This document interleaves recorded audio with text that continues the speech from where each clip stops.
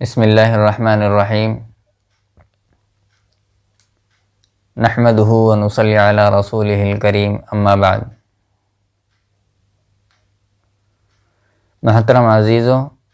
آج سحر کی چوتھی قسم سحر نظیف کیا ہے، اس کی علامات کیا ہیں، کیسے اس کو کیا جاتا ہے یا کیسے یہ ہوتا ہے، یہ بتلایا جائے گا۔ نظیف یہ ایک عربی لفظ ہے، اس کے معنی خون کے بہنے، خون کے جاری ہونے کے آتے ہیں۔ اسی سے ملتا جلتا ایک لفظ ہے نظیف، طا اور ظا سے، اس کے معنی پاک صاف رہنا، صاف ستھرا رہنا، پاکی صفائی ستھرائی کے آتے ہیں۔ لیکن یہاں پر جو لفظ ہے وہ نظیف ہے، ظا سے، اس کے معنی خون کے جاری ہونے کے آتے ہیں، اور یہ ایک جادو کی قسم ہے۔ اس جادو کو جنات بھی کرتے ہیں اور جادوگر بھی کرتے ہیں۔ شیاطین کی شرارت کی وجہ سے خون کے جاری ہونے کا تذکرہ احادیث میں ملتا ہے، جیسا کہ امام بخاری رحمۃ اللہ علیہ نے حدیث نقل فرمائی ہے کہ رسول اللہ صلی اللہ علیہ وسلم نے فرمایا: الشیطان یبلغ من الانسان مبلغ الدم وانی خشیت ان یقذف فی قلوبکما شیئا، اور ایک جگہ فرمایا فإن الشیطان یجری من ابن آدم مجرى الدم، کہ شیطان انسان کے خون میں گردش کرتا ہے، اور دوران گردش جب وہ رحم کی رگوں میں پہنچتا ہے تو ان میں ایڑ لگا دیتا ہے، جس سے ان رگوں میں خون جاری ہونا شروع ہو جاتا ہے، خون بہنا شروع ہو جاتا ہے۔ آپ حضرات نے بھی سنا ہوگا، اور عورتیں اس بات کو اچھی طریقے سے جانتی ہیں کہ بعض دفعہ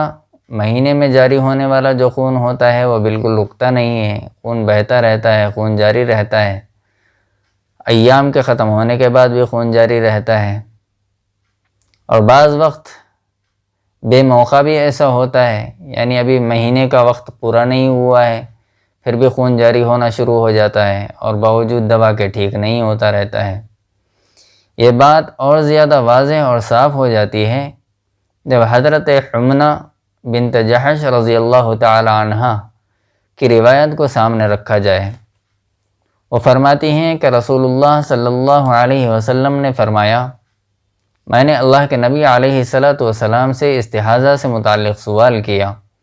تو اللہ کے نبی صلی اللہ علیہ وسلم نے فرمایا: انما ہی رکضۃ من رکضات الشیطان، یعنی استحاضہ تو صرف شیطان کے ایڑ لگانے کی وجہ سے ہوتا ہے۔ اسی طریقے کی اور بھی روایات ترمذی میں، مسند احمد میں اور نسائی شریف میں موجود ہیں، اور النہایہ میں ابن الاثیر کہتے ہیں کہ استحاضہ وہ خون ہے جو عورتوں کو حیض کے بعد بھی آتا رہتا ہے، حیض کے دنوں کے علاوہ بھی آتا رہتا ہے، اور یہ جو خون ہے وہ 1 ماہ تک بھی آ سکتا ہے یا اس میں کمی بیشی بھی ہو سکتی ہے۔ بعض حضرات کا کہنا ہے یہ خون جاری ہونے کا جو جادو ہے یہ صرف عورتوں کو ہوتا ہے، لیکن استحاضہ کے معاملے تک تو یہ بات بالکل ٹھیک ہے، ورنہ خون کے جاری ہونے کی اور بھی شکلیں ہیں۔ مثلا سل اور دق کا خون ہے، نکسیر کا خون ہے، اس کو بھی بخاری کی ایک حدیث میں وبائی مرض بتلایا گیا ہے۔ اسی طرح مردوں اور عورتوں کو نجاست کے راستے سے خون گرنا، جسے آج کل بواسیر کہا جاتا ہے، لیکن بعض دفعہ یہ خون بھی باوجود دوا لینے کے ٹھیک نہیں ہوتا، اور بعض حضرات کو منہ سے خون بھی گرتا ہے، اور ڈاکٹرز اس کو بلڈ کینسر کا آخری سٹیج بتلاتے ہیں، اور یہ بھی عموماً دوا لینے کے باوجود ٹھیک نہیں ہوتا۔ اور بعض دفعہ ہمارے تجربے میں آیا ہے، دیکھنے میں آیا ہے کہ اچانک ہاتھ کے کسی مقام پر یا پیر کے کسی مقام پر یا جسم کے کسی حصے میں ایک کٹ لگ جاتی ہے، جیسے کسی شخص نے کسی دھاردار چیز سے اسے کاٹا ہو اور اس سے خون بہنے لگتا ہے، اور جس وقت کٹ لگی ہو یا کٹا ہو، کٹنے والے کو اس کا ہوش نہیں ہوتا، یہ احساس نہیں ہوتا۔ یہ ساری شکلیں جو ہیں یہ سحر نظیف میں داخل ہیں۔ یہ باتیں صرف وہی شخص جان سکتا ہے جو اس بات کو جانے کہ اس جادو کو کرنے کے لیے جادوگر کیا کرتا ہے، یا وہ شخص اس کو اچھی طریقے سے جان سکتا ہے جو اس فن میں ماہر ہو۔ یہاں ایک بات موقع کی مناسبت سے کہہ دینا بہتر معلوم ہوتا ہے۔ علامہ ابن تیمیہ رحمۃ اللہ علیہ نے مستحاضہ کا مسئلہ بیان کرتے ہوئے یہ فتویٰ دیا ہے کہ مستحاضہ کے لیے قرآنی آیات لکھ کر دی جا سکتی ہیں اور وہ ان سے غسل بھی کر سکتی ہے۔ اس مسئلے سے 3 باتیں واضح ہوتی ہیں، 3 باتیں سمجھ میں آتی ہیں۔ ایک، قرآنی آیات کے لکھ کر دینے کا جواز۔ دوسرے، نہاون کا جواز، یعنی بیمار کو پانی پر دم کر کے یا لکھ کر پانی میں ڈال کر پلانے یا نہلانے کا جواز۔ تیسرے، بعض حالتوں میں ناپاکی میں بھی مریض کے لیے قرآنی آیات شفا کے لیے لکھ کر دینے یا استعمال کرانے کا طریقہ اور جواز کا پتہ چلتا ہے۔ آج کل جو اپنے آپ کو اہل حدیث کہتے ہیں اور علامہ ابن تیمیہ رحمۃ اللہ علیہ کو اپنے سلف میں مانتے ہیں، لیکن انہی کی باتوں سے اختلاف کرتے ہیں، کہتے ہیں کہ قرآن کا تعویذ لکھ کر نہیں بنایا جا سکتا، لکھ کر نہیں دیا جا سکتا، صرف پڑھا جا سکتا ہے۔ یا پھر یہ کہتے ہیں کہ بھائی آیت ہی کیوں لکھ کر دیتے ہو، پورا قرآن ہی کیوں گلے میں نہیں لٹکا لیتے، قرآن کو گلے میں لٹکا لو، یا شہد کے اندر شفا ہے تو شہد کو گلے میں لٹکا لو، اس کو گلے میں کیوں نہیں لٹکایا جاتا۔ اسی طریقے کی اور بھی بہت ساری باتیں ہوتی ہیں جس کو عملیات پر تعارضات کا ازالہ جو پچھلے درس میں گزر چکا ہے اس میں صاف طور پر بیان کر دیا گیا ہے۔ دراصل یہ ان حضرات کی علمی کمزوری کی دلیل ہے، علمی کمی کی دلیل ہے۔ اللہ ہم سب کا علم نافع عطا فرمائے۔ اچھا، یہ جادو ہوتا کیسے ہے؟ ایک ترتیب تو میں نے پہلے بتلا دی ابتدا میں کہ یہ شیاطین کے ایڑی مارنے کی وجہ سے ہوتا ہے، اور اسی طریقے سے یہ جادو جنات بھی کرتے ہیں اور جادوگر بھی کرتے ہیں۔ جنات جب خون میں گردش کرتے ہوئے پیٹ کی رگوں میں پہنچتے ہیں تو وہاں پر ایڑی مار دیتے ہیں جس کی وجہ سے خون جاری ہو جاتا ہے۔ اسی طریقے سے جب جادوگر منتر پڑھ کے جنات کو اپنا مطلب بیان کرتا ہے یا ان کی معاونت طلب کرتا ہے یا ان سے مدد مانگتا ہے، استمداد طلب کرتا ہے، تو شیاطین اور جنات خون کی طرح انسان کے جسم میں داخل ہو کر اس کی رگوں میں ایڑ لگاتے ہیں۔ کبھی سر کی رگوں میں ایڑ لگتی ہے جس سے نکسیر بہنا شروع ہو جاتا ہے، یا دماغ میں خون نکل کر جم جاتا ہے۔ اسی طریقے سے جسم کے مختلف حصوں میں ایڑ لگاتے ہیں جس کی وجہ سے انٹرنل بلیڈنگ ہوتی ہے، جسم کے کسی بھی حصے میں داخل ہو جاتا ہے اور رگوں میں ایڑ لگاتا ہے، جس سے نکسیر کا خون یا دماغ میں خون نکل کر جم جانا جسے برین کلاٹ کہتے ہیں، یا پھر جلد کٹ کر خون نکلنے کا مسئلہ ہے، خون جاری ہو جاتا ہے، اس جیسے امراض پیدا ہوتے ہیں۔ اسی طرح جادوگر ایک مریض کا پتلا بناتا ہے، ہو سکتا ہے وہ پتلا موم کا بنا ہوا ہو، یہ بھی ہو سکتا ہے کہ آٹے کا بنا ہوا ہو، یہ بھی ہو سکتا ہے کہ مٹی کا بنا ہوا ہو، اور بعض دفعہ جو ہے لکڑی کا پتلا بھی بنایا جاتا ہے، اور اس میں ایک بالشت لمبی لمبی جو سوئیاں ہوتی ہیں اس میں گاڑ دی جاتی ہیں اور منتر پڑھا جاتا ہے۔ یا پھر یہ بھی ہو سکتا ہے کہ لیمو کے اندر رہو کے کانٹے کا استعمال ہو۔